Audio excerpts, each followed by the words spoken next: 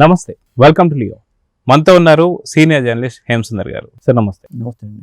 Sir, cine industry అనగానే రంగుల ప్రపంచం, ఎన్నో రకాల రంగులు కనిపిస్తుంటాయి.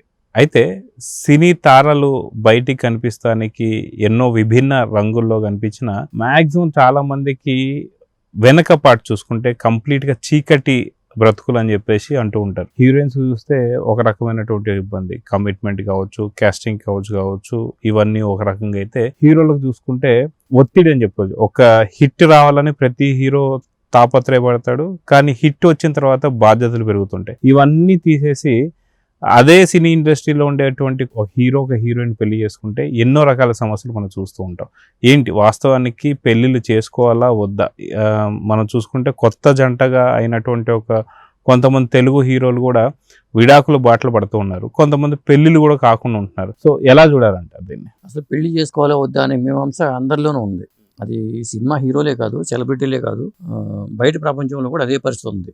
కాకపోతే సెలబ్రిటీలు కావటం వల్ల మనం వీళ్ళ గురించి మాట్లాడుకోవాల్సి వస్తుంది. ఓ పక్క పెళ్లిళ్ళు జరుగుతున్న వాళ్ళు ఉన్నారు, మనం డిస్కషన్ కూడా చేసాం. ఓ పక్కన విడిపోతున్న వాళ్ళు ఉన్నారు, వాళ్ళ గురించి కూడా డిస్కషన్ చేయాల్సి వస్తుంది. ఈ రెండు వినిపిస్తుంది ఇండస్ట్రీలో, అటు పెళ్లిళ్ళు ఇటు విడాకులు. ఈ రెండింటి గురించి ఇండస్ట్రీలో మాట్లాడుకోవాలంటే, ఒకప్పుడు బాలీవుడ్లో కానీ ఇటు మన తెలుగు ఇండస్ట్రీలో కానీ పెళ్లిళ్ళు చేసిన అన్యోన్యంగా ఉన్నవాళ్ళు ఉన్నారు. దిలీప్ కుమార్ గారు, సైరా భాను గారు, అమితాబ్ బచ్చన్, ధర్మేంద్ర హేమమాలిని, అమితాబ్, జయ బచ్చన్. ఇలా చూసుకుంటే బాలీవుడ్లో ఆదర్శ దంపతులు ఉన్నారు. కృష్ణ గారు, విజయ నిర్మల గారు ఆదర్శ దంపతులుగా ఉన్నారు. మరి గీతాంజలి గారు, రామకృష్ణ గారు కలిసిమెలిసి ఉన్నారు. ఏదో రేరుగా ఉన్నవాళ్ళు ఉన్నాయి, కానీ చాలా వరకు కలిసి ఉన్న వాళ్ళు ఆ రోజుల్లో ఉన్నారు. ఈ రోజులో కలిసి ఉంటే కలస్తకొని ఆ రోజుల్లో సినిమా వచ్చింది, కానీ కలిసి ఉంటే కలతలు అని చెప్పి ఇప్పుడు పరిస్థితి ఉంది. ఇప్పుడు లేటెస్ట్ గా దళపతి విజయ్ వాళ్ళ విషయాన్ని తీసుకుంటే, సంగీత కోర్టుకి ఎక్కింది. ఆవిడ కోర్టుకి ఎందుకు ఎక్కింది? విడాకులు కావాలని ఎక్కింది. ఈజీ కదా, ఇచ్చేస్తారు. కానీ అక్కడ కోర్టు ఏమంటది? భరణం కోసం ఎక్కినట్టే. అది కేవలం పెళ్లిళ్ళు ఏమో ఆభరణాల గురించి మాట్లాడుకుంటాం, విడాకులు వచ్చరికి భరణాల గురించి మాట్లాడుకోవాల్సి వస్తుంది. ఇప్పుడు అది కేవలం భరణం కోసమే. భరణం పలానా ఇంత భరణం ఇచ్చేస్తా అంటే అయిపోద్ది విడాకులు. అది సో అదిగాక మనం చూసుకుంటే కొంతమంది ఎవరైతే అమీర్ ఖాన్ గారు కావచ్చు, లేదంటే మనకు ఏఆర్ రెహమాన్ గారు కావచ్చు, విడాకులు ఇలా చాలా మంది మనం చూసుకుంటే 25 ఏళ్ళు లేదా 15 ఏళ్ళు లేదా 20 ఏళ్ళు ఇన్ని సంవత్సరాలు కాపురాలు చేసిన తర్వాత విడాకులు ఇప్పుడు ఈ టైంలో కోరుతున్నారంటే ఎలా చూడాలంటారు? అంటే ఒకటండి, సల్మాన్ ఖాన్ లాగా పెళ్లి చేసుకుంటూ ఉంటాం బెటర్ అని ఆలోచించే వాళ్ళు ఉండరు. ప్రభాస్ కూడా అందుకే ఆలోచిస్తున్నట్టు అనిపిస్తుంది. పెళ్లి చేసుకోకపోవటం, ఆ డైలాగులు కూడా ఆయన నోటి నుంచి వస్తాయి అనుకోండి. పెళ్లి చేసుకుంటే ఇల్లు సమస్యలు ఉంటాయని కూడా అనుకోవచ్చు. పెళ్లి కాని హీరోలు చాలా మంది ఉన్నారు, ఒకళ్ళు కాదు. మీరు అటు ప్రభాస్ని తీసుకోండి, ఇటు తరుణ్ని తీసుకోండి, ఇంకా చాలా మంది ఉన్నారు. తమిళ్లో పెళ్లి చేసుకున్న వాళ్ళు మాత్రం హ్యాపీగా ఎక్కడ ఉన్నారు? ఇప్పుడు విజయ్ వార్త వచ్చింది, అంతకు ముందు జయం రవిది కూడా వచ్చింది ఒకసారి.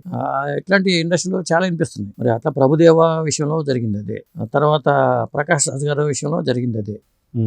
ఒక శ్రీహరి గారు డిస్కో శాంతి కలిసి ఉన్నారు, కానీ డిస్కో శాంతి చెల్లెల్నే ప్రకాష్ రాజ్ చేసుకోవడం, అక్కడ విడిపోవడం, తర్వాత ప్రకాష్ రాజ్ గారు మళ్ళీ వేరే వాళ్ళు చేసుకోవడం, ఇలా ఇవి ఈ సినిమా ఇండస్ట్రీలో జరుగుతూ ఉన్నాయి. ఓవరాల్ గా చెప్పాలంటే ఇప్పుడు చాలా మంది అసలు పెళ్లి అనేది అవసరమా అని మాట్లాడుకునే పరిస్థితికి వచ్చేసారు. అవసరమా అనేది వచ్చేసారు. కొంతమంది ఏమో వారసుల కోసం అవసరమే అంటున్నారు, కొంతమంది ఏమో ముసలోడు అయిపోయిన తర్వాత మిమ్మల్ని ఎవరు చూస్తారు అనేది ఒకటి ఉంది. ఏది కరెక్ట్ అనేది కూడా మనం చెప్పలేని పరిస్థితి వచ్చేసింది. కాలంతో పాటు మనం మారాలా, లేకపోతే ఏం చేయాలి అనేది ఎవరికి అర్థం కాని పరిస్థితిలో ఉంది. సో వాస్తవానికైతే తెలుగు సాంప్రదాయం ప్రకారం లేదా హిందూ సాంప్రదాయం ప్రకారం ఖచ్చితంగా పెళ్లి అయితే జరగాలనేది ఒకటి. అయితే పెళ్లి అయిన తర్వాత విడాకులు లేదంటే మనకు ఇంట్లో ఉండేటువంటి కొన్ని ఇష్యూస్ బయటకు వస్తాయని చెప్పి కొంతమంది పెళ్లిళ్ళు చేసుకోకుండా ఆగుతున్నటువంటి ఒక సందర్భం మనం చూస్తున్నాం. కానీ ఇలా పెళ్లిళ్ళు చేసుకోకపోవడం వల్ల మీరు ఇందాక అన్నట్టు వారసత్వం ఒకటి కంటిన్యూ కావాలంటే ఖచ్చితంగా పెళ్లి కావాలి. అదే విధంగా చూసుకుంటే అటు పెళ్లిళ్లతో పాటు ఉన్న ప్రాబ్లమ్స్ ని కూడా కొంత మార్పులు చేర్పులు అందరిలో రావాలని చెప్పి మనం చూస్తాం. అదే ఇప్పుడు ప్రభుత్వం కూడా ఏం చెప్తుందంటే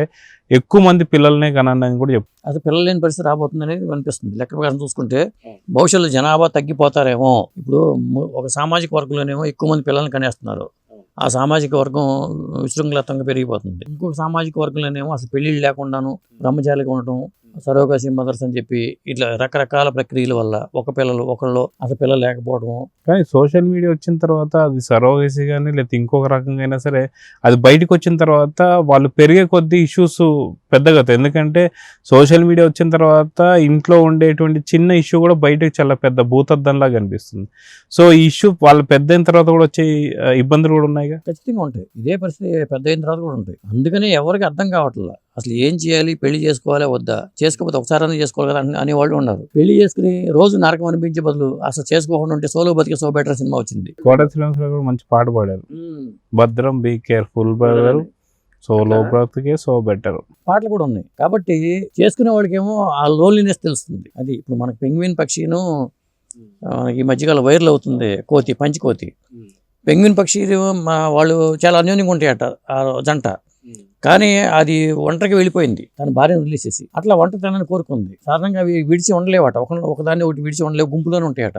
అలా వెళ్ళిపోయింది అంటే ఒంటరిగా ఉండడం మేలని మళ్ళీ పెంగ్విన్ నిరూపించింది అక్కడ. ఈ పంచికోతి ఏం చేసింది, వాళ్ళ అమ్మ వాళ్ళ సమూహం అంతా నెట్టేస్తే ఒక బొమ్మను తీసుకుని తనతోనే కడుపుతూ తోడుల కోసం కోరుకుంటూ పంచికోతి కనిపించింది. కాబట్టి సినిమా హీరోలు పెళ్లిళ్ళు చేసుకోవాలా, సినిమా హీరోలు విడిపోవాలా అనేది ఇక వాళ్ళ వ్యక్తిగత ఇష్టాలను బట్టి వదిలేయటం తప్పితే మళ్ళాంటి వాళ్ళు మీరు చెప్పినా నేను చెప్పినా అది ఎవరికి వాళ్ళు తీసుకోవాల్సిన నిర్ణయం, కానీ ఎవరో ఎవరిని ఉద్ధరించలేరని బుద్ధుడు చెప్పాడు కాబట్టి మనం చేసేది ఏం లేదు. సో ఈ సంవత్సరం 2026 సంవత్సరం మాత్రం పెళ్లిళ్ళ సందడి అయితే కనిపిస్తుంది.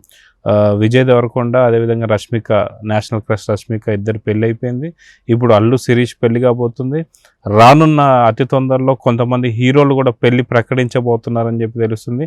సో ఈ 2026లో తెలుగు హీరోలు ఏమన్నా పెళ్లి చేసుకునే ఇంకా ఎంతమంది ఉన్నారంటే ఏం చెప్తారు? తెలుగు హీరోలు మాట ఏమో కానీ తమిళ హీరోలు చూసుకుంటే ధనుష్ మళ్ళీ రెండో పెళ్లి చేసుకుంటారనే టాక్ వినిపిస్తుంది. తనకి ఏదో టాకును ఆయన చేసుకునే అవకాశం కనిపిస్తుంది. ఒకవేళ విడాకులు అయిపోతే విజయ్ కూడా మళ్ళీ దర్శనం చేసుకుంటారేమో తెలియదు. టాక్ వచ్చిన తర్వాత నిజం చేస్తే పోయేదే ఉంది అనుకుంటారు కొంతమంది. ఒక హీరోయిన్, తెలుగు ప్రముఖ హీరోయిన్ అయితే దాదాపు 20, 30, 25 ఏళ్ళు అయిపోయినా భర్త ఉన్నా కానీ మేము ఇప్పుడు నుంచే కలిసి ఉన్నాం కదా ఇంక పెళ్లి ఎందుకు అనేది ఆవిడ ఉన్నారు. ఇట్లా ఈ తరహాలోనే చాలా మంది ఉన్నారు ఇండస్ట్రీలో సెలబ్రిటీ హోదాలు ఉన్నవాళ్ళు. పెళ్లి అవసరమా లేదా అనే దాని మీద చర్చకి వాళ్ళనే పిలిచి ఒక వేదిక మీద మాట్లాడిస్తే అసలు వాళ్ళు ఏం చెప్తారో, సెలబ్రిటీ హోదాలో ఉన్న వాళ్ళు అనుభవిస్తున్న వేదన ఏంటో ఆ వేదన ఎవరికి తెలియదు. సోషల్ మీడియాలో అవి చెప్తూ ఉంటారు కానీ వేదన తెలియదు. ఇప్పుడు విజయ్ తండ్రి ఏమంటాడు, విజయ్ గతంలో అన్న మాటని సమర్థిస్తున్నాడు ఎస్ఐ చంద్రశేఖర్ గారు. ఏమంటున్నాడు, ఆ సంగీత ఎప్పటి నుంచో తను వాచ్ చేస్తుంది, విజయ్ని గమనిస్తూ ఉంది అతన్ని అంటాడు.